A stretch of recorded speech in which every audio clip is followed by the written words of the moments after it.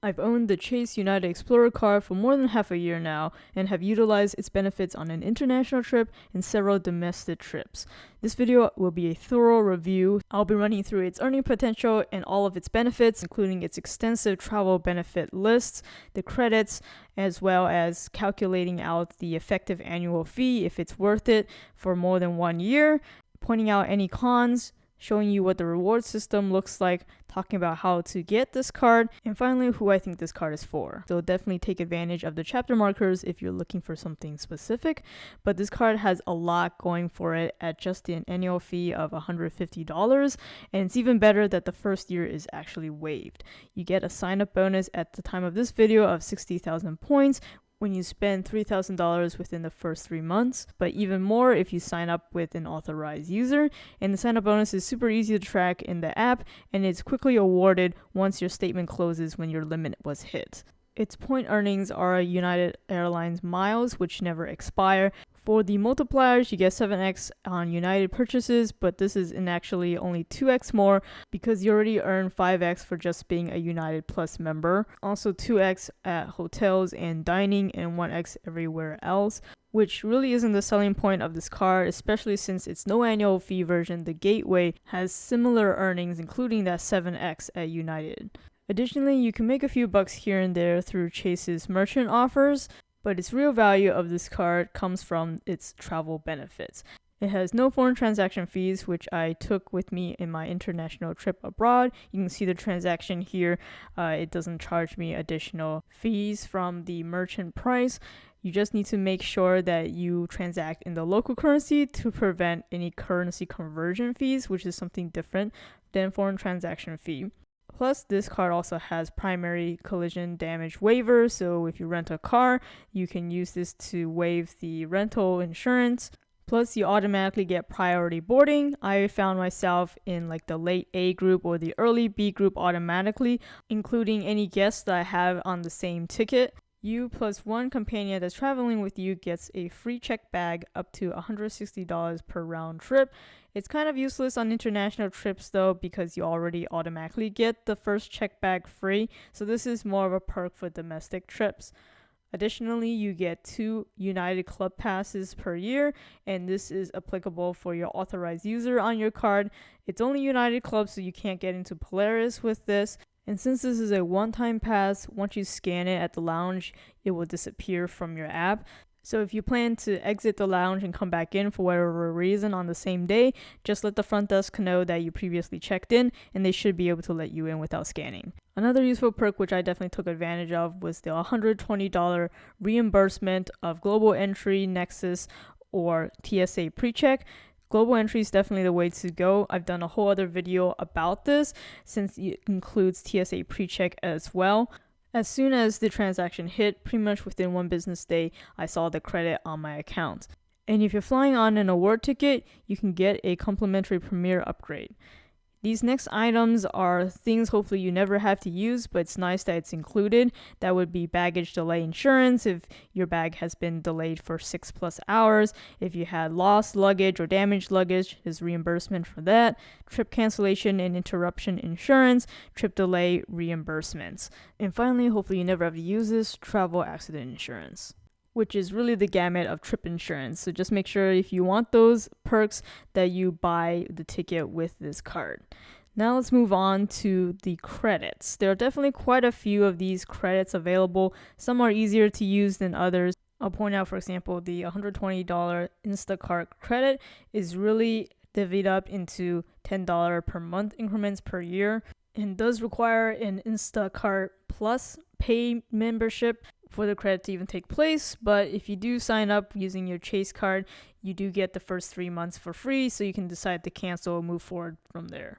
And then again, same thing with the rideshare credit. It's actually divvied up into $5 per month increments.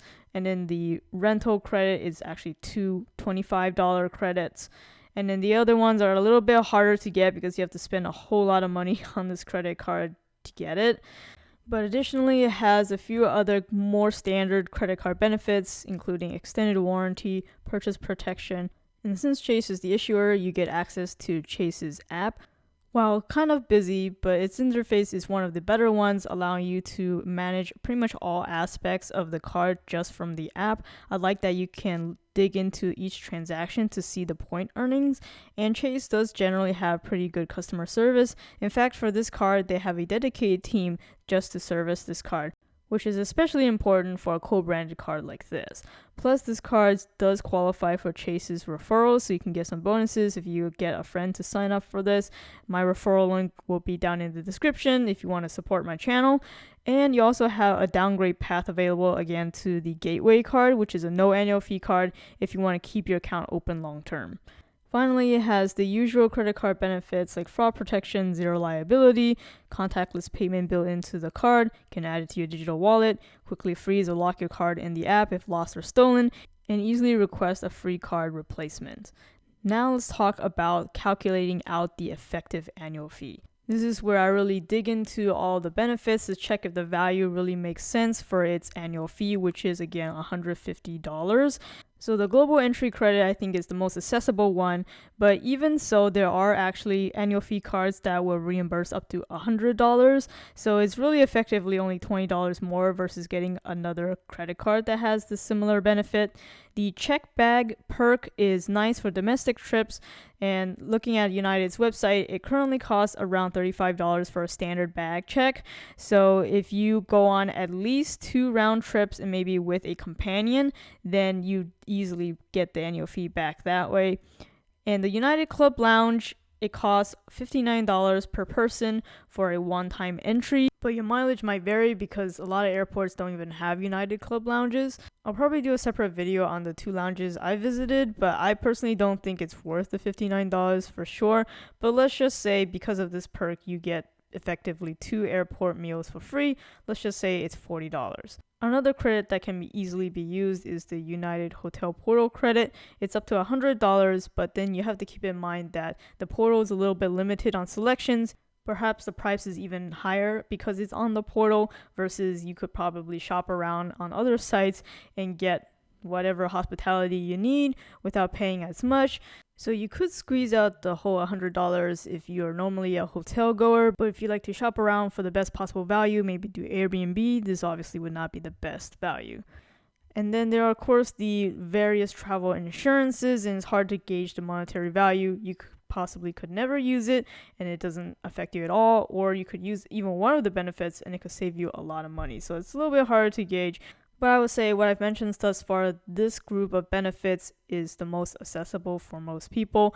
Then there are these benefits or credits which I think are a little bit harder to use or maybe not as ubiquitous for most people. And these first 2 ones you can definitely get on no annual fee cards. So I don't think this is an additional bonus particularly for the United Explorer. And then all of these credits honestly are really hard to use. The only one I bothered trying to use is the Instacart one, and maybe the rideshare credit, but I guarantee you there are other no annual fee cards that may have these kind of partner promotions anyways. So bottom line, it's definitely a huge value the first year, not so much the second year if you don't fly frequently enough with United. I would say you probably want to fly at least 3 domestic round trips per year to justify that annual fee, or if you're really diligent about using up all the credits. Now moving on to any potential cons. The main con I experience is just the interfaces of the Chase app and also the United app or website. It's just very busy overall. It took me a long time, for example, on the United website to just find where my redemption options are. Then the second con I experienced while using this card is with lounges. It's not so much the con of this card, it's more of the issues that I ran into when trying to utilize the United Club one-time passes. In fact, there are some lounges that would not even accept the one-time passes. They require the annual pass. And I wouldn't get your hopes too high up on the quality of these lounges. They're often very crowded, hard to get even a spot to sit down, let alone an outlet. Not to mention some of it is not really in good quality anyways. And it's a little bit of a bummer that I can't bring at least one guest with me. And the guest that I could bring in would have to be an authorized user on my card, not just somebody who is flying with me. I was kind of able to work around this by bringing food out of the lounge to my guests and then just going back in via the tip that I mentioned earlier in this video. So again, not really a con of the card itself, it's just a con of the benefit that was included with the card. Going over the reward system, so again, it earns United miles, and you can view the overall points in the Chase app, which is nice. But almost all the redemption options, aside from the pay yourself back feature, needs to be done actually in the United app. But I appreciate the level of integration in Chase's app where it will just redirect you to United, which I can appreciate for a branded credit card. As for the redemption options, this is really where United miles shine with its really wide range of options to redeem for.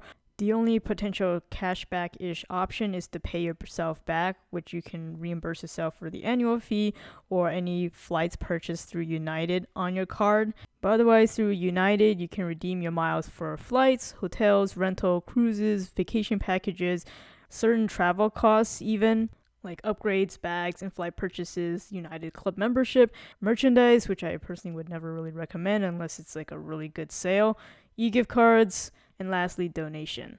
For acceptance, it is on the Visa network, so it's accepted pretty much everywhere. As for getting the card, it's not too difficult to get. For me, I did have to call the reconsideration line. You can check out my unboxing video about how I finally got this card, but I think for most people, you should be able to get it after at least 2 years of credit history. As a data point, I was in the lower 800 for my credit score, and it did pull TransUnion for me. But in the past, Chase has been known to pull Equifax as well. And because it is a Chase card, you do need to be cognizant of the 524 rule, which is you cannot have more than 5 new accounts within the past 24 months. Otherwise, Chase will automatically deny you. Altogether, this is actually one of the better co-branded travel cards that I've seen, especially at a $150 annual fee with the first year waived. There are premium travel cards with double the annual fee of this card with similar benefits. The long list of benefits is really dizzying to just keep track. It's a no-brainer for the first year since the fee is waived, but year 2 and onwards, I would say it's still a good value as long as you fly United 3 times a year. And as soon as your travel lifestyle no longer justifies the annual fee, you can just downgrade the card to the no annual fee version, the United Gateway. So this is definitely a good card to consider. If you're interested, as usual, I'll have my referral link down in the description so you can support my channel and get the best sign-up offer for this card. Hope you found this video helpful. Subscribe if you're interested in more credit card content like this. Thanks for watching.